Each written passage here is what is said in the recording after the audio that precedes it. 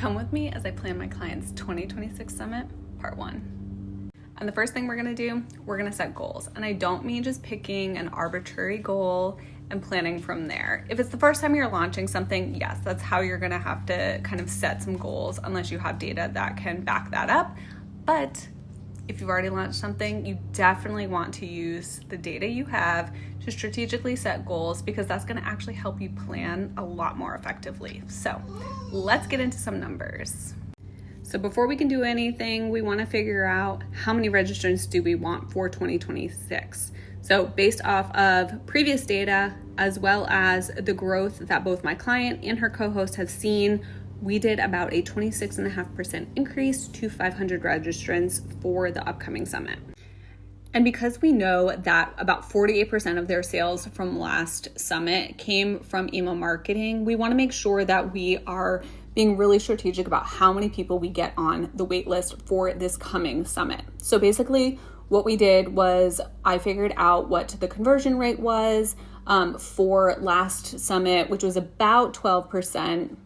We're going to be shooting for a higher number this year, but based off of that and the 48% of sales that came from that, we know our wait list now should be about 2,030. Obviously, the more we get on, the better though. And then two things that we know we want to do this year is we want to increase the price a bit and we want to introduce a new ticket tier. So we have all of our data from last year, but with this broken down as our 2026 goal of 500.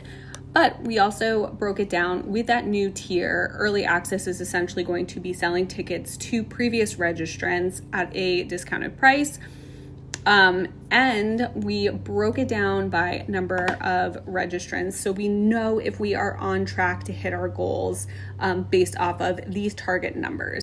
But to figure out these numbers, we have to figure out the percentage that we sold of each ticket type based off of 2024, and then also what that broke down to in pre-sale versus general admission. So we can make some assumptions basically for the early access and then set some targets for how many tickets we want to sell in each of those categories.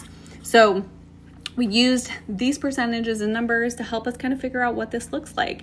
And now we have these goals set and we have these targets that we're going to work towards. So I can now take all of this information and start to actually map out the plan. So stay tuned for part 2 when I actually start mapping out the timeline of all of this.